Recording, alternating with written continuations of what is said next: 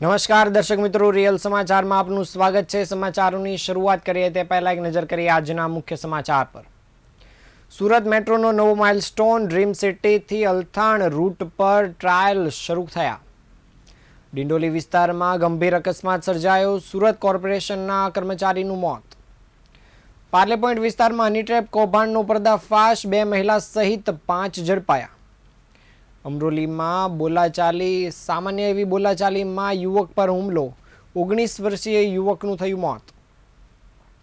સુરતમાં અનાથ અને કેન્સર પીડિત બાળકો માટે ફ્લાઇંગ દ્વારા પ્રેરણાદાયક વોકેથોન યોજવામાં આવી। પૂણા ગામની નાલંદા વિદ્યાલયમાં આનંદ મેળો અને બિઝનેસ કાર્નિવલ યોજાયો। સમાચાર વિગતે જોઈએ। સુરત શહેરમાં મેટ્રો ટ્રેનના ડ્રીમ સિટીથી અલથાણ ટેનામેન્ટ સ્ટેશન વચ્ચેના 8.5 કિલોમીટરના વાયડક્ટનું કાર્ય પૂર્ણ થયું છે। સાથે સાથે આ રૂટમાં ટ્રેનની ટ્રાયલ પણ શરૂ કરી દેવામાં આવી છે, જ્યારે ટ્રેક બિછાવવાનું તેમજ ટ્રેક્શન પાવર માટે થર્ડ રેલનું પણ કામ પૂર્ણ થઈ ગયું છે। આમ હવે સુરતીઓને ટૂંક સમયમાં મેટ્રો મળી જશે। મેટ્રોના કુલ 7 સ્ટેશન બિલ્ડિંગનું સ્ટ્રક્ચર કામ પૂર્ણ થઈ ગયું છે અને એન્ટ્રી એક્ઝિટ સ્ટ્રક્ચર તથા ફિનિશિંગના કાર્યમાં નોંધપાત્ર પ્રગતિ છે। આ ટ્રાયલમાં ટ્રેન રન આશરે 500 કલાકનો કરવામાં આવતો હોય છે અને તેની સર્વે ચકાસણી તથા RDSO CMRS દ્વારા પણ ચકાસણી કરવામાં આવતી હોય છે, જેની આજના ટ્રાયલ રનથી શરૂઆત થઈ છે।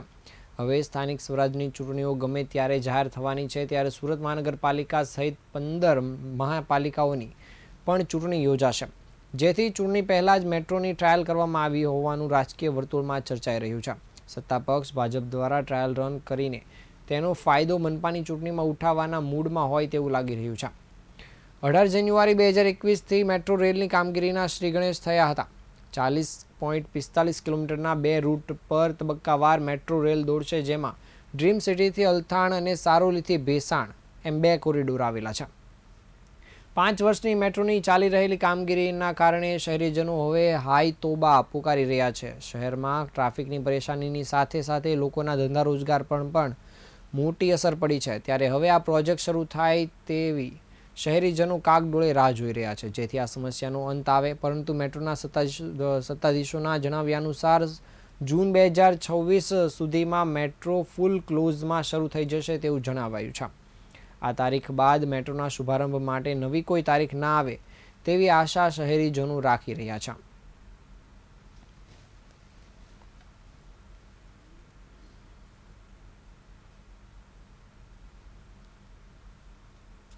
સુરતના ડિંડોલી વિસ્તારમાં 29 માર્ચની મોડી રાત્રે ગમખ્વાર અકસ્માત સર્જાયો છે। પૂરપાટ ઝડપે આવી રહેલ અજાણ્યા એવેન્જર બાઇક ચાલકે સુરત કોર્પોરેશનના પટ્ટાવાળાને અડફેટે લેતા તેનું ઘટના સ્થળે જ મૃત્યુ થયું છે।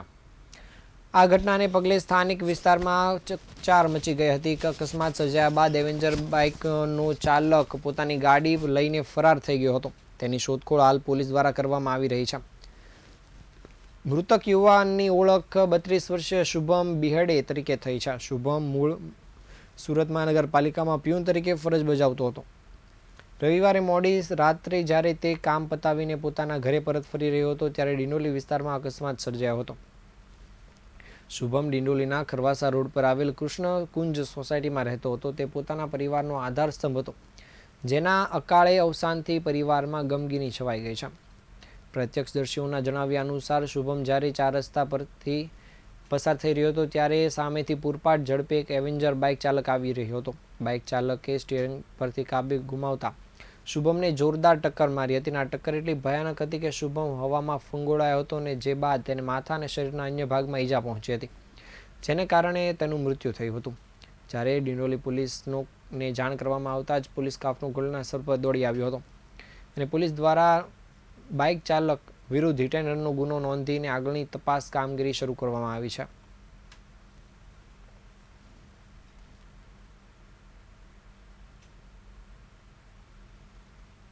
સુરત શહેરના હની ટ્રેપ પાર્લે પોઈન્ટ વિસ્તારમાં હની ટ્રેપની ઘટના સામે આવી છે।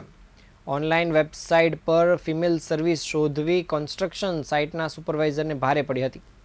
સોમનાથ મંદિર પાસેના એક એપાર્ટમેન્ટમાં બોલાવી નકલી પીએસઆઈ અને કોન્સ્ટેબલ હોવાની ઓળખ આપી સુપરવાઇઝર પાસેથી 5 લાખની માતબર રકમ પડાવી લેવામાં આવી હતી.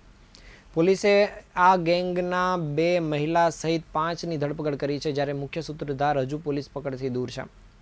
આ ટોળકીની મોડસ ઓપરેન્ડિંગ અત્યંત ખતરનાક હતી, જેમાં તેઓ ભોગ બનનાર વ્યક્તિનો સંપર્ક કરી લલચાવતા અને ત્યારબાદ એકાંત સ્થળે બોલાવી મહિલા આરોપીઓ સાથે આપત્તિજનક સ્થિતિમાં મૂકી દેતા હતા.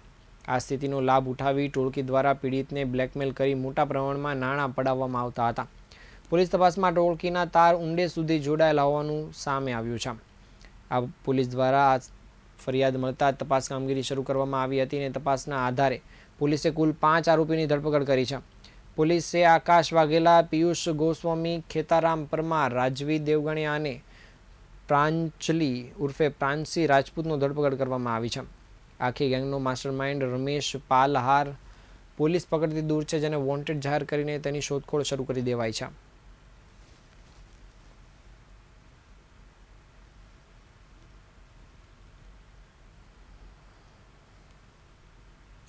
સુરતના અમરોલી વિસ્તારમાં શ્રીરામ ચોકડી નજીક ગતરોજ મોડી રાત્રે હત્યાનો ચોંકાવનારો બનાવ સામે આવ્યો છે.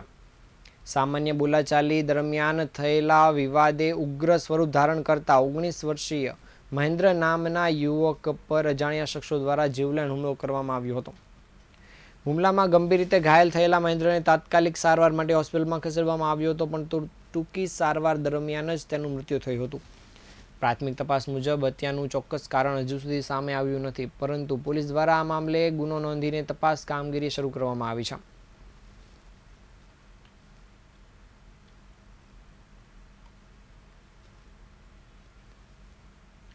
સુરત શહેરના પુણાગામ વિસ્તારમાં આવેલ નાલંદા વિદ્યાલય ખાતે વિદ્યાર્થીઓના સર્વાંગી વિકાસને પ્રોત્સાહન આપતો આનંદ મેળો યોજાયો હતો.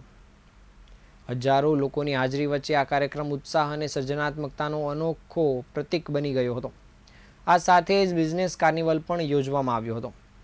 29 માર્ચ 2026ના રોજ યોજાયેલા આનંદ મેળાનો શુભારંભ શાળાના નાલંદા વિદ્યાલયના પ્રમુખ મનુભાઈ ચાવડા, આચાર્ય મગનભાઈ સોલંકી અને કેમ્પસ ડિરેક્ટર શિવ મિશ્રા સહિતના મહાનુભાવોના હસ્તે દીપ પ્રાગટ્યથી કરવામાં આવ્યો હતો. કાર્યક્રમના પ્રારંભ સાથે જ સમગ્ર વાતાવરણમાં ઉત્સાહ છવાઈ ગયો હતો. આ કાર્યક્રમમાં લોકપ્રિય ટેલિવિઝન શો તારક મહેતા કા ઉલ્ટા ચશ્માના જાણીતા બાળ કલાકાર પિંકુની વિશેષ ઉપસ્થિતિમાં વિદ્યાર્થીઓમાં નવી ઉર્જા ભરી હતી. તેમની હાજરીએ સમગ્ર કાર્યક્રમમાં રોમાંચ વધાર્યો હતો. આનંદ મેળામાં વિદ્યાર્થીઓએ ફૂડ સ્ટોલ અને બિઝનેસ સ્ટોલ દ્વારા પોતાના સર્જનાત્મક વિચારો અને વ્યવસાયિક કૌશલ્યનું પ્રદર્શન કર્યું હતું. નવીનતા અને આયોજનની ઝલક દરેક સ્ટોલમાં જોવા મળી હતી, જેથી વાલીઓ અને મહેમાનો દ્વારા ભારે પ્રશંસા કરાઈ હતી.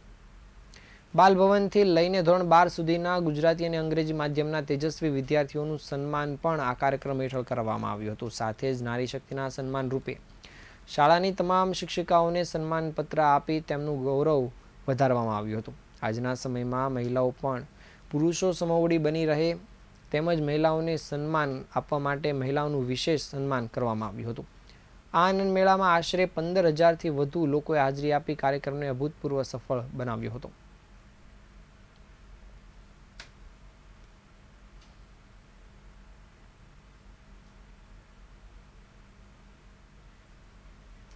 સુરત શહેરમાં રમતગમત સાથે સામાજિક સેવાનો અનોખો સંગમ જોવા મળ્યો છે.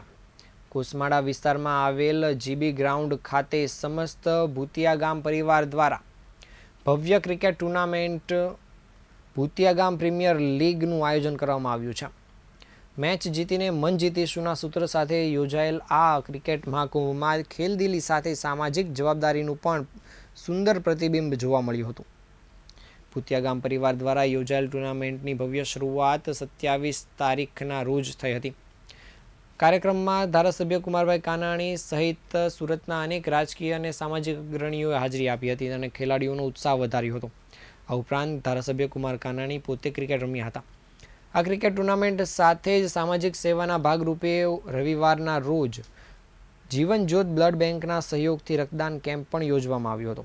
આ ક્રિકેટ ટુર્નામેન્ટના સમગ્ર આયોજનના મુખ્ય દાતા સ્વર્ગસ્થ વિમળાબેન મનસુખભાઈ મેંદપરા પરિવારના મનસુખભાઈ અને વિપુલભાઈ મેંદપરા રહ્યા છે. આ ટુર્નામેન્ટનો મુખ્ય ઉદ્દેશ ભૂતિયા ગામના યુવાનોની પ્રતિભાને બહાર લાવવાનો અને સમાજમાં એકતા વધારવાનો છે. આ ટુર્નામેન્ટ સરદાર વલ્લભભાઈ પટેલની 150મી જન્મજયંતિ નિમિત્તે સોમનાથ સ્વાભિમાન પર્વ તરીકે પણ ઉજવવામાં આવ્યો છે.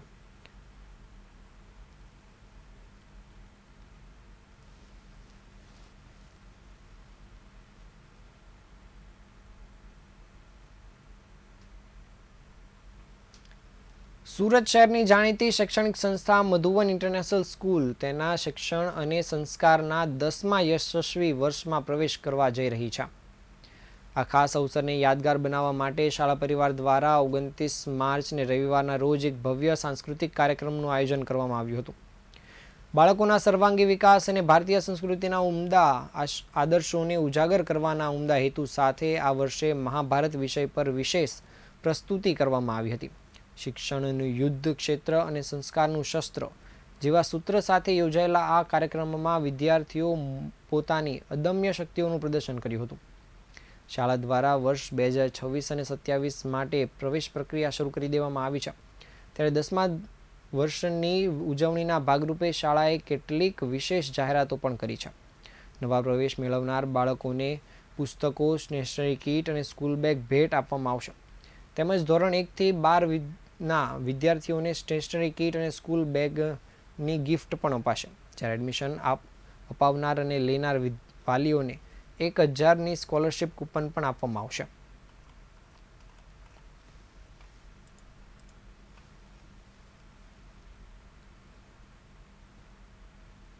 આ હતા આજના સમાચાર. નવા સમાચાર સાથે ફરી મળીશું. ત્યાં સુધી રજા આપશો. નમસ્કાર.